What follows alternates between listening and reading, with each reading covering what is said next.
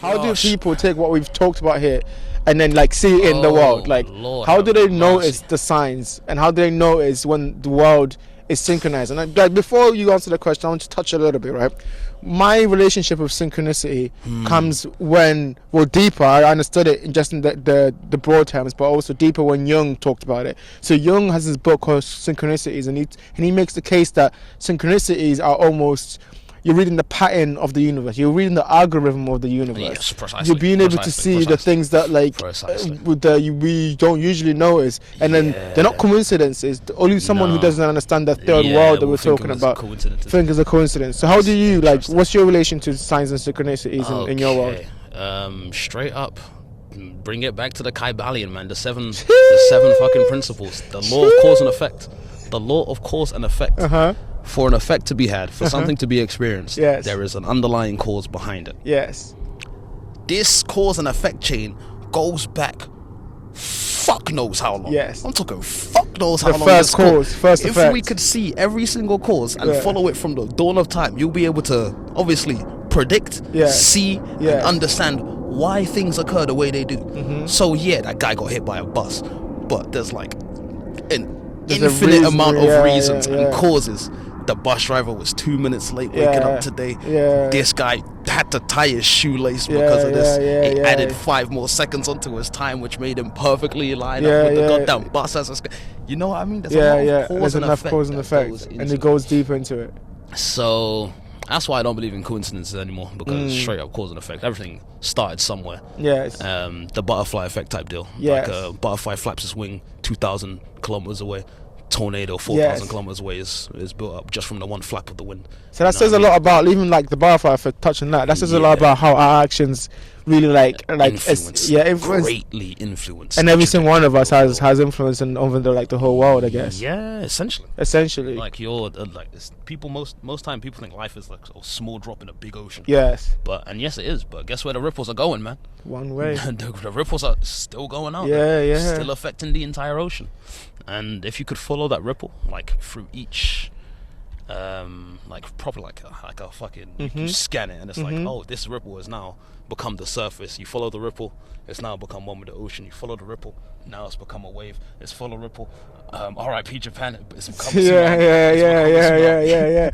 You know what I mean? Speaking for me, it's that one drop in the ocean, and then seeing the ripple. The ripple moves, becomes the wave, becomes the tsunami. So it's like, on the topic of ripples and cause and effect, I just think about my life, right? To get personal for a bit.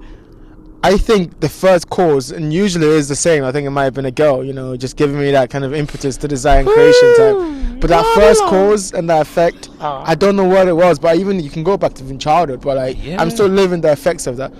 Even now, I'm still living the effects of it. Even my curiosity, even like the things I do, the hard work, the working out, the wanting to talk to people, understand people, and podcasts and stuff like that. They're all part of that effect and cause I don't even realize anymore.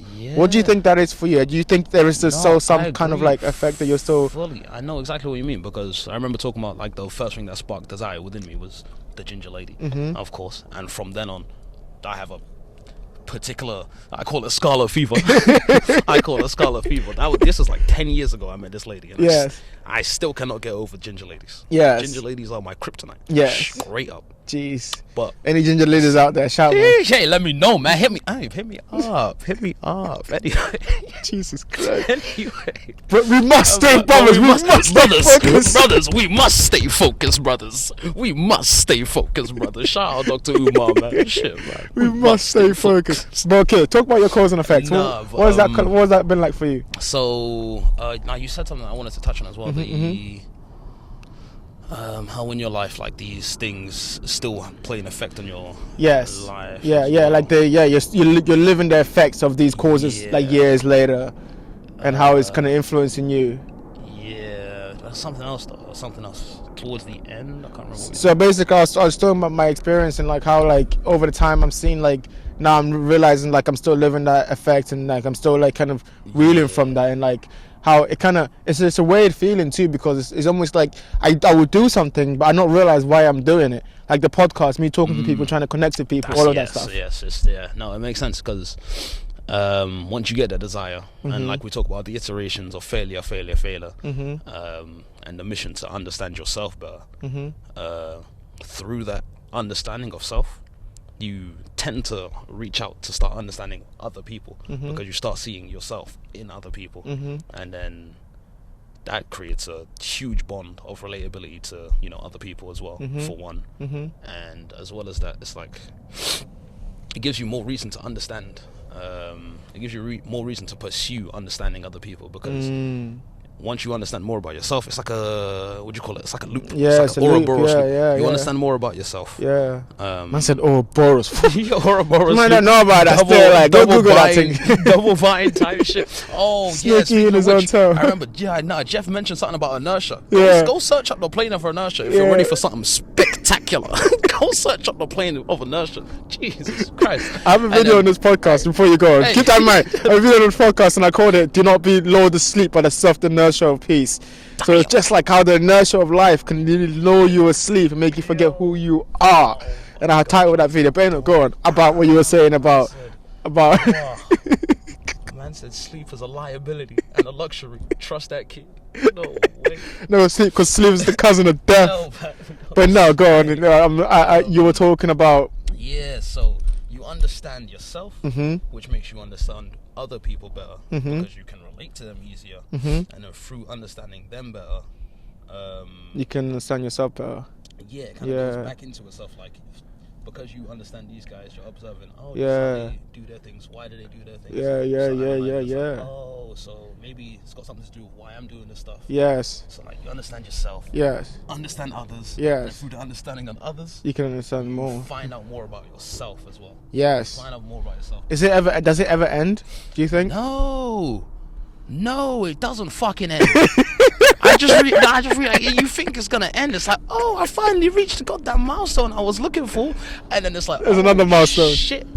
You find out one, like, 2 sentences. You read 2 words, and it's like your entire paradigm just shifts. Yeah. And it's like, okay, now there's a whole nother well of information I gotta go down, a whole nother rabbit hole I gotta go down. You know, there's so much shit to learn. You just mentioned something that just completely took my attention. Talk to me about paradigm shifts. How many paradigm shifts do people experience in their life, and how do we deal with paradigm shifts? In my opinion, a paradigm shift is just a scientific way of saying spiritual awakening. Ooh, okay. Straight up. Like, all right. All a spiritual awakening is the influx of new knowledge replacing old knowledge and limiting beliefs. So you awaken to your spirit, because it's like, oh, I don't have to confine myself to this restraint. So your spirit awakens a little bit. Yes. And then you're aware of these limiting beliefs, and it's like you make the choice. But was that spirit always there though? That spirit it's just dormant. Always there. I wouldn't say dormant. Yeah.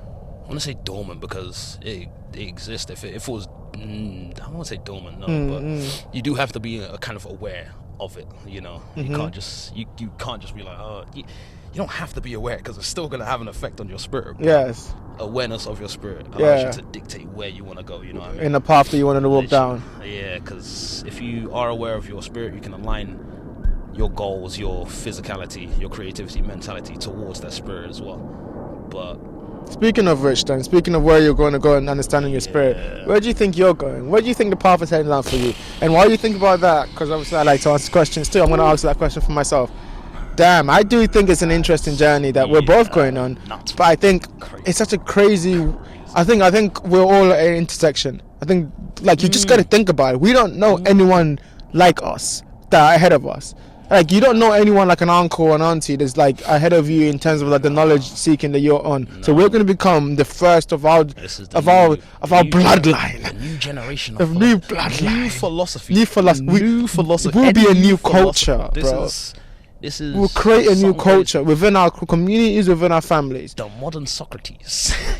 the modern. Then you can call me a niggas. I was out here spitting philosophy with Adonis, with Achilles. My niggas, man. Bro, you might be the reincarnation of one of these people. You just might be. I can't lie, man. Sometimes I think I'm the reincarnation of like everyone that just really inspires me. Like 100%. Like just to touch on that a little Go on. Like, there's the whole concept of reincarnation and past lives. There's also that whole concept of we are the one and the all in the one, you know what I mean?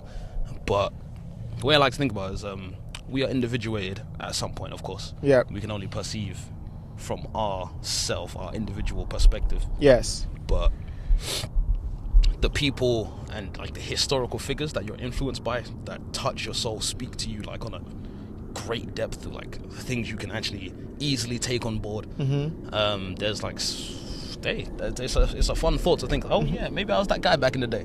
You know, for me personally, I was watching a video on Merlin. I was like, I kind of am on that Merlin vibe. You know what I mean? I'm raising up kings and shit. 100%. Building empires. 100%. That type of deal. Because you got to think about how many. Like I always think about this idea that the soul, like how many souls must there have been back in the day? Like when there was less human beings, there must have been the same amount of souls. Unless souls are getting created anew, and if you're going to be created anew, what source does it flow from? What does it create from? From old souls, right? Energy is not being destroyed. It's not dissipating. It has to be creating from itself. It's not being. Holy shit! Did we just break our mind? It's not being created, and it can only be transmuted. Transmuted from the energy that was there already. So the souls are being created from the souls that were there already. It's a vessel to inhabit eventually. Exactly. And then our bodies are just ephemeral or whatever. They're gonna die. Material, but the ideas they take on a new form. I feel like it's like that third thing we're talking about. New society, new culture, and in those societies, in those cultures, the people that are gonna inhabit those ideas are going to be the same type of people, the same type of soul as those people that did in another culture. You know, because it always finds them. There's the reason why truly repeats itself. History repeats itself. Exactly. Wow. Because the people that it repeats itself with, it's the same. It's the same energy, people. Just different circumstances. Different people, bro. Different applications in those circumstances. Because of the circumstances. 100%. Like right now, there's someone out there. There's a bunch of guys out there. At parties, drinking, having fun, doing all of the, and we're here in the park in the cold talking about philosophy. Like, you know what I mean? Discussing invisibility, bro. We are discussing invisible. There is nothing to grab here. What am I grabbing? Intangible shit. Intangible. It's like a gal of no back. We're discussing intangible shit. Alright, cool. Right, cut that back. Show love to the flatbacks out there, man. Come on, bro. Shout out to you. We love you. Deeply, we love you.